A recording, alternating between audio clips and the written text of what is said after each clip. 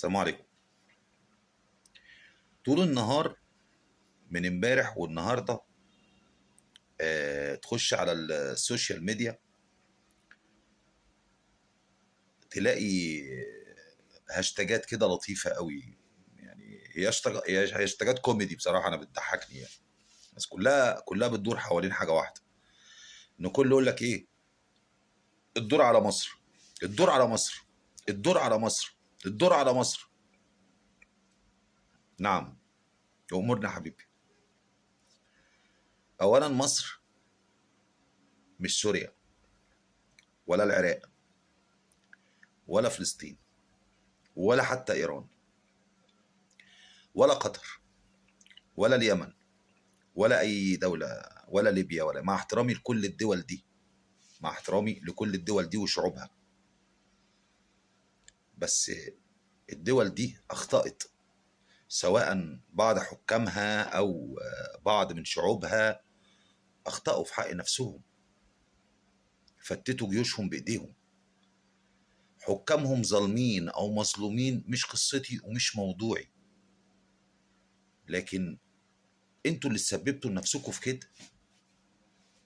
انتوا اللي استسلمتوا لمؤامرات وصدقتوا الاشاعات وصدقتوا الجزيره واعوانها وصدقتوا الاخوان وصدقتوا انتوا اللي فتتوا بلادكم، ودلوقتي بتندموا وبتعيطوا.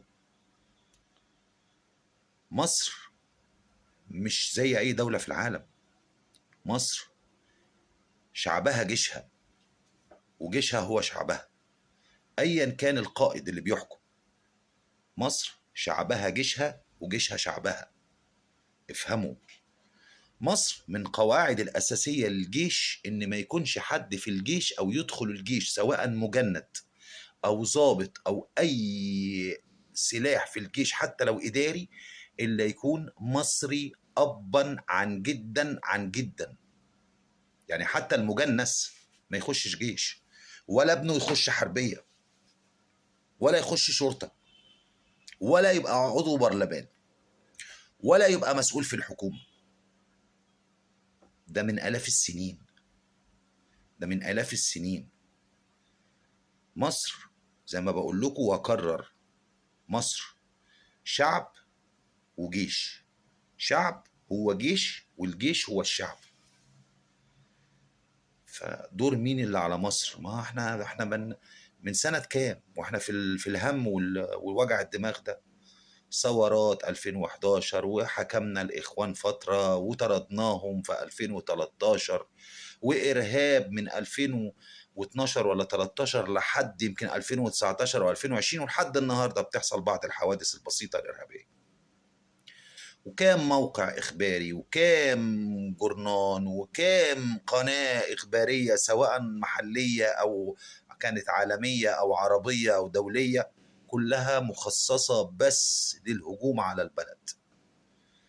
كتايب ولجان بالآلاف على السوشيال ميديا سنين طويلة بيتمولوا بمليارات للهجوم وضرب الإشاعات والنفسنة والوقيعة، حاولوا يوقعونا مسيحيين ومسلمين، حاولوا يوقعونا أهلوية وزملكاوية، حاولوا يوقعونا في بعض في أي حتة.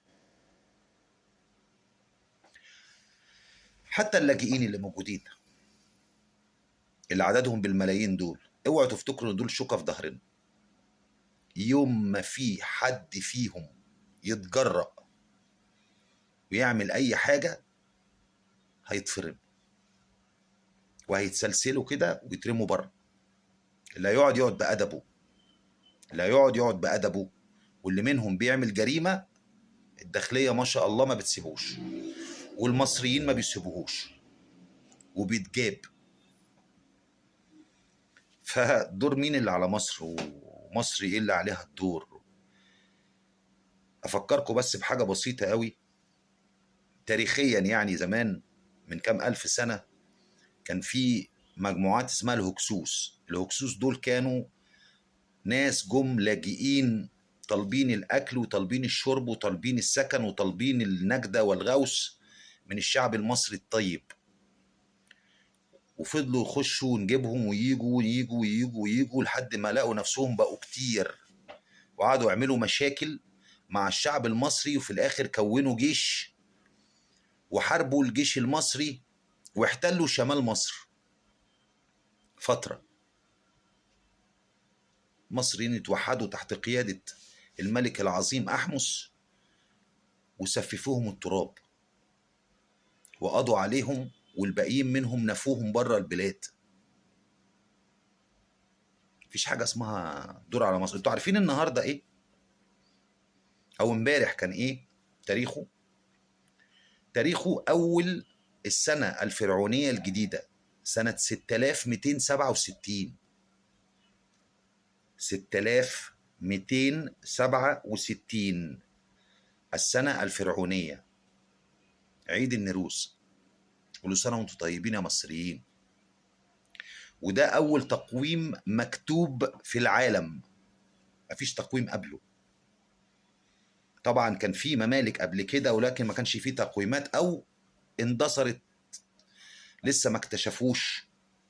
لكن أنا بتكلم على التقويم المعروف النهاردة، التقويم الفرعوني مش القبطي ولا الميلادي، التاريخ الفرعوني، التقويم الفرعوني سنة 6267. كل سنة وانتم طيبين. فدولة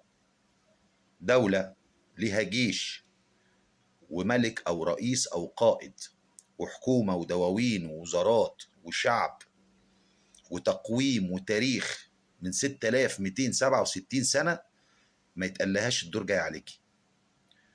وقبل كده حصل في 56 في 67 كتير. مصر دخلت في تاريخها 926 معركة اللي متسجلين في التاريخ.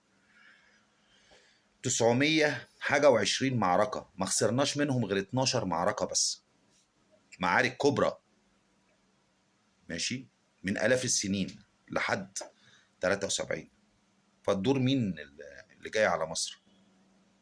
مصر كبيرة قوي قوي، شعبها كبير قوي، مش عددا، رغم انه عددا برضو كبير قوي ما شاء الله يعني تبارك الله، بس في خمسة وخميسة يعني في عين العدو مش في عينكم طبعا. لكن شعبها كبير، شعبها قوي، شعبها عصبي اصلا، رغم ان هو ابن نكته ويحب الضحك والهزار، لكن قلبته قلبه سودا، ربنا ما يوريكم. ويوم ما يحصل ان حدودنا او حد يمس حدودنا، نار جهنم هتطلع عليه. انزلوا كده اقفوا في الشارع قولوا يا جماعه احنا هنحارب مصر، هتحارب. شوفوا الشباب في الشارع والناس في الشارع هتعمل ايه. احنا مع قيادتنا وجيشنا كده، ايا كانت المشاكل، ايا كانت الازمات اللي بنمر بيها، حتى لو احنا في بعض المؤاخذات والمضايقات من الحكومه، او لكن يوم ما يحصل يا معلم حرب احنا كده. فما فيش حاجه اسمها الدور جاي على مصر حبيبي. انا ما ضيعتش ارضي، ما ضيعتش بلدي. انا الوحيد اللي حاربت، انا الوحيد اللي حاربت وانتصرت ورجعت ارضي بالكامل بدون ما ينقص شبر.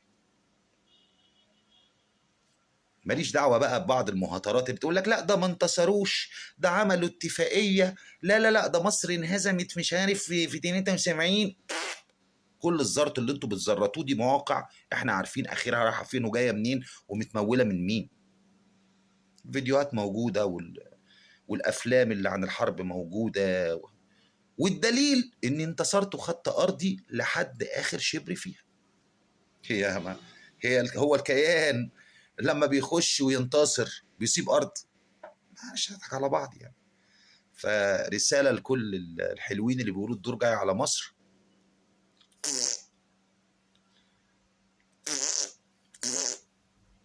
امك يا. السلام عليكم.